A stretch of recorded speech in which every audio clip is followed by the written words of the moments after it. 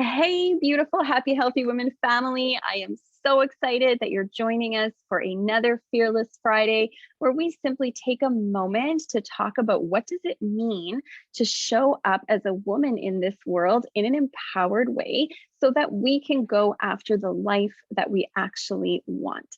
For those of you who don't know me, my name is Meg Heppner. I am the branch director out in South Surrey, British Columbia.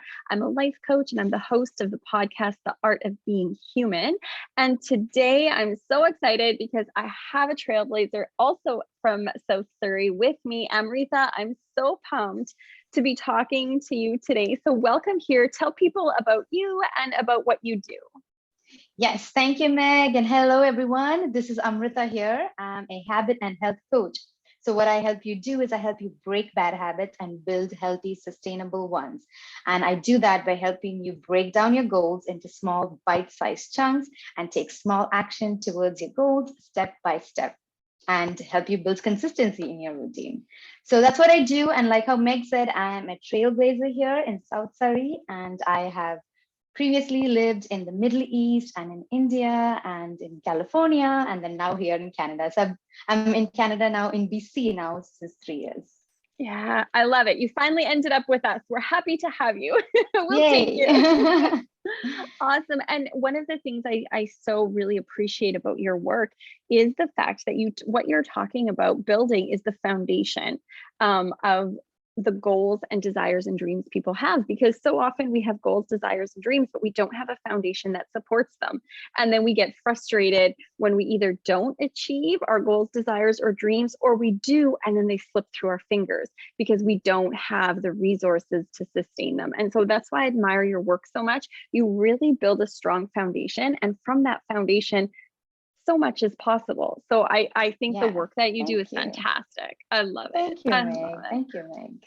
So one of the things that I think is very normal for most of us, and the conversation that I'd love to have today, is the fact that for most of us, as we're trying to build our life, whatever that looks like, whether that be our personal life, whether that be our career, whether that be a business, we are going to come up against the feeling of fear, right? If we're going to go into a new meeting, or if we're going to try to start our family, or if we're, going to ask for, a different amount of money than we would normally ask, all of these different things can give us a reaction in our body that is extremely unpleasant. And the truth is, unless you know how to deal with your fear, you will not be able to move forward.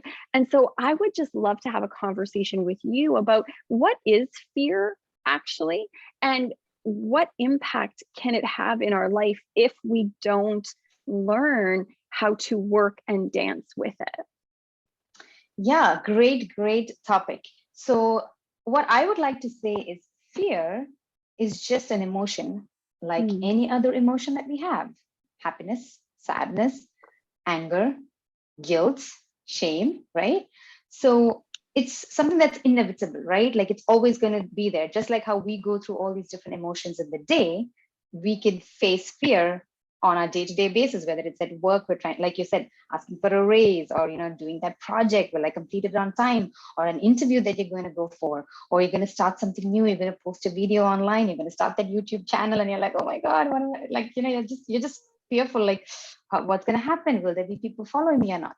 And I just think it's to me, fear is really an emotion, just a basic emotion, that a general emotion that comes up day to day. But it is an emotion that basically blocks us from our progress, or it's something that prevents us from moving forward in terms of like success and things like that, right? For me, I feel it's that way.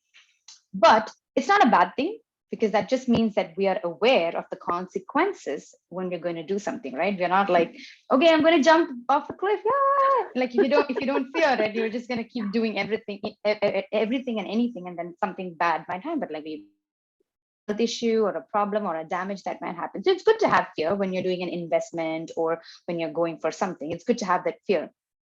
But then it's good to be aware of, this is a fear, this is what it is doing to us, and come about by a way to mitigate it or manage it. Important. aspect, I would say, and not just let the fear take over you and succumb to it and like not do anything, right?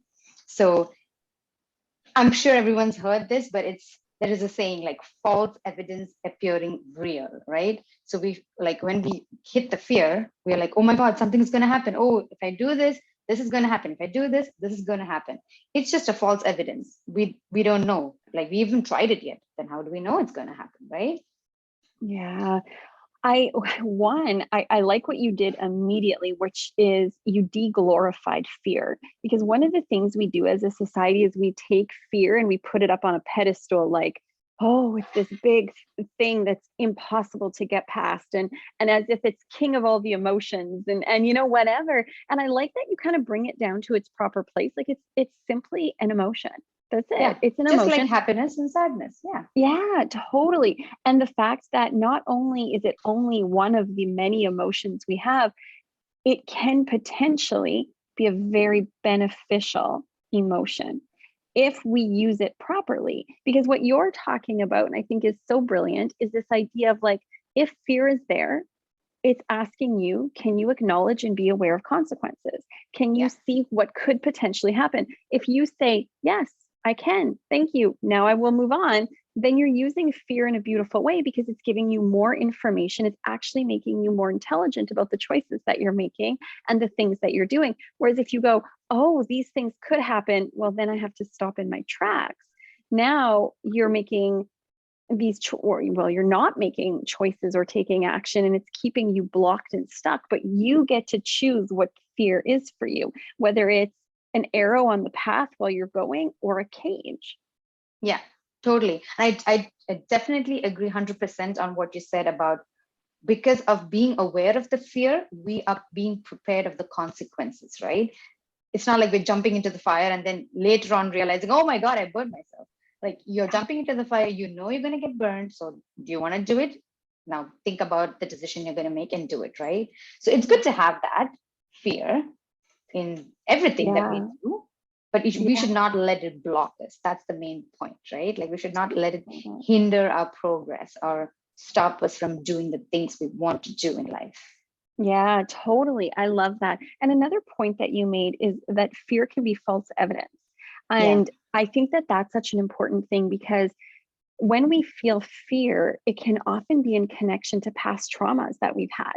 And it can, like sometimes, let's say we've been in a relationship where we've been hurt, and someone else will come to us and we'll go, oh no, I'm going to get hurt again this way. Yeah. And we can go, oh, let's go inside and heal some of these traumas. Just because it happened then doesn't mean it's going to happen again. And if there is like emotional or spiritual work for me to do, then the fear is making me aware of that. So again, it's not stop, it's, oh, look, here is an area for you to work on. So fear can also be our guide in our spiritual learning or in our spiritual journey or in our healing journey, so that when fear comes up, we don't go, oh, there's still something wrong with me. We go, oh, here's another area that I get to pull it apart and heal it for Yeah. myself.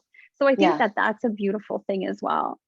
Yeah, exactly. Like how you said about the healing, I also think it's another way of looking at it is something to work on our personal aspects, like a personal development, to see Yeah. like why are we fearing it and what can we do about it to overcome it, right? Yeah. Yeah. I love it. So we work It's on so ourselves. Yeah, I love that. And it's such an interesting thing, isn't it? Because when you talk to someone, and this is why I think like what you do is so beautiful, is when you sit and talk to someone about your fears, this is exactly the thing that comes up. Oh, look, it's an opportunity for growth, or oh, look, it's giving me information. And all of Yeah. a sudden the fear doesn't seem so big, which is why I think, having a mentor or a coach is so important, because as you come to them with your fears, they can help shine a light on that fear and go, well, let's walk through it. Because Yeah. sometimes, depending on our life circumstances, to walk through the fear alone can be very intimidating. It Yeah. can be, a very scary thing. And to say like, oh, wait, I have a partner that's going to walk through the fear with me, shine a light on it, so I'm not as afraid to do it.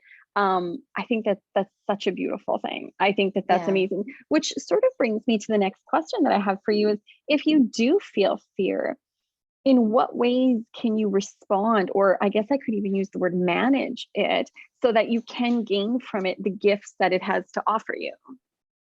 Yeah, so my favorite thing to do, this is something that I do personally. I'm not sure if it'll work for everything, but it's worked for a few of my clients, and I've seen them come out of it like, oh wow, yeah, that does make sense, right? So what I do is every time I fear something, I rate it on a fear scale. So I have a fear scale from like Mhm. 1 to 10, one being like absolutely fearless, and 10 being like, oh my God, I'm shit scared, right?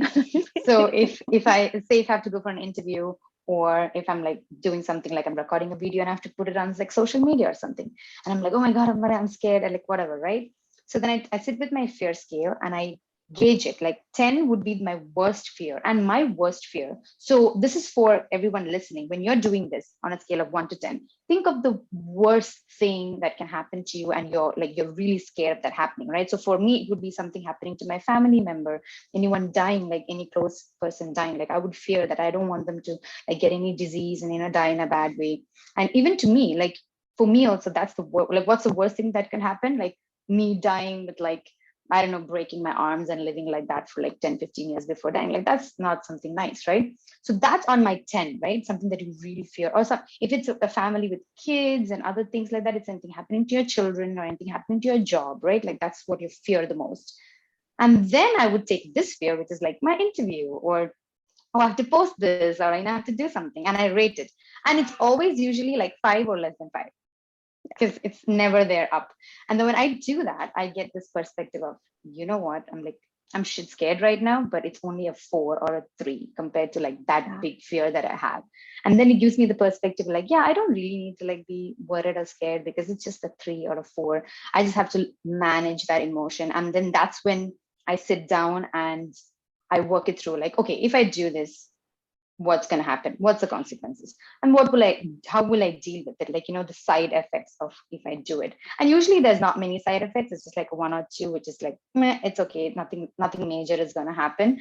If it's an interview where, yeah, you might not get a job, and yeah, that's a sad thing, but that's when we line up multiple interviews, or we come up with different options, so that if one doesn't work, we have the other one. Like we always have a backup plan, right? Yeah. So yeah, so that's how I usually try. And I would uh yeah, that's how I do it. Like I just rate my fear, and it's usually always on the lower end, and I realize that, okay, it's not a big thing, just do it, these are the consequences, this is how I'll deal with it. And I think everyone can do it. It's worked a lot with my clients, and they have like really like it's worked to a point where after they do the scale, they're like, oh, I'm not scared anymore, I'm just going to do it. Like Yeah. they come to me like, oh no, I'm worried if I don't talk to her, or if I say this, they will judge me. And when they see that they rated it at 3 or 4, they're like, yeah, like now I'm not scared anymore, I'm just going to do it. Just kind of Oh, speak up, right? yeah. You know what? I think that's so beneficial because we tend to catastrophize things, right? We tend to go, if I make a fool of myself in this moment, then my whole world will fall apart. And it Yeah, isn't that way at all. And so it's so beneficial to say, like, in perspective, if I'm not so in my ego, because this is what often happens, right? When we view our fears through our ego, they're terrifying because our ego is afraid it's going to die, right? And our ego wants to say, like, I'm a good person. So then if someone makes fun of you, then you go, oh no, my ego is dying, right? That's why we're so afraid of so much, because it's very important for us to keep our egos intact, and anything negative that happens, our egos feel like they're going to die.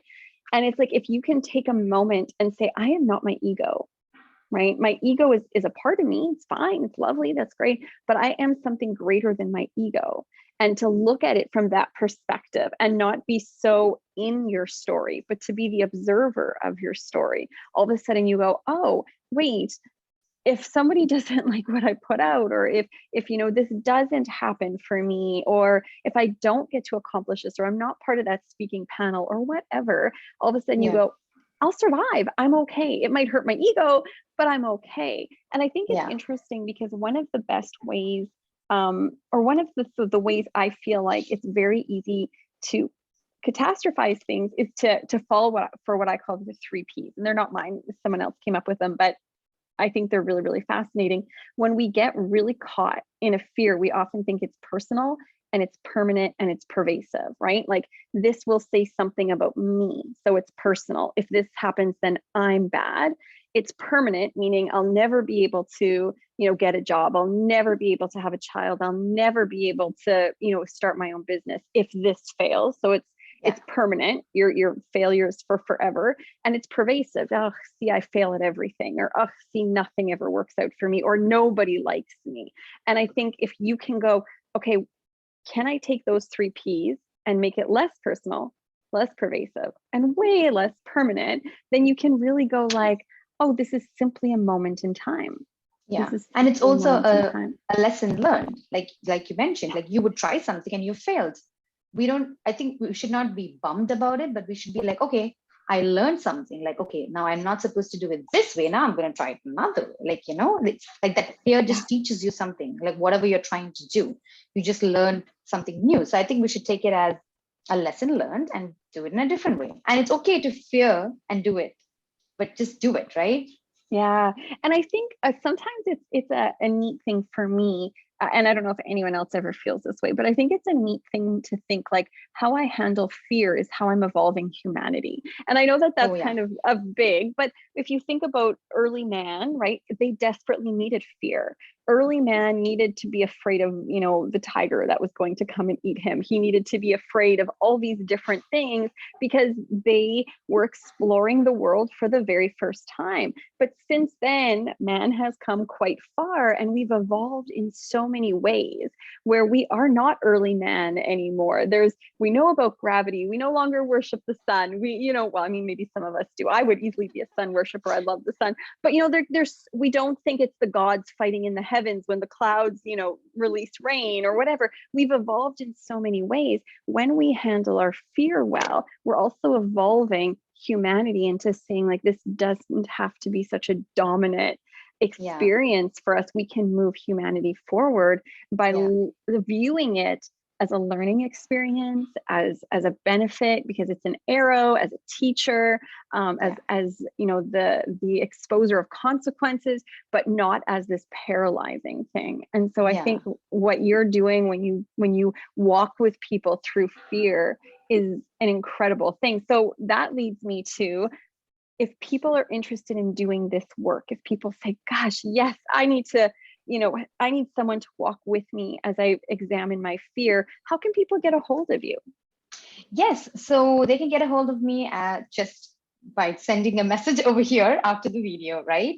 Or I'm on Instagram and Facebook at Life Coach AP. That is just the word Life Coach, and AP is Amritha Prem, my first and last name on social media. You can send me an email to amrithap2108@gmail.com.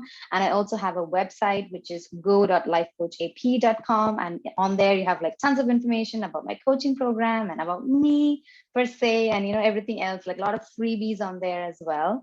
So yeah, so many different ways to get in touch with me. Awesome. And I would recommend that everyone reach out and get in touch with you so that they can be notified, because I know you're creating a workshop that's coming up. You're doing a bunch of incredible events that are coming up. And so if they reach out to you, then they will be made aware of all of your incredible events. For sure. Thank you. I know they're worth attending, because they're amazing, and the container that you create for people to explore these ideas and show up in vulnerability and authenticity is beautiful. So I highly recommend that people reach out to you. Awesome. Thank you. I loved this conversation. I think you bring so much wisdom to our community, and I like so much how you are the perfect blend of creativity and scientific observation, because or whatever the right word is, because I like how you give us such systematic steps on how to look at things, and yet you are so in touch with your creative and I was going to say emotional side, but that part of you that's connected to empathy and the human experience. And so thank you for what you bring to this community. I so appreciate you. And thank you everyone for listening to today's Fearless Friday. Thank you. Thank you. I know it was beneficial. Thank you so much. Yeah, thank you. Bye, everyone. Bye.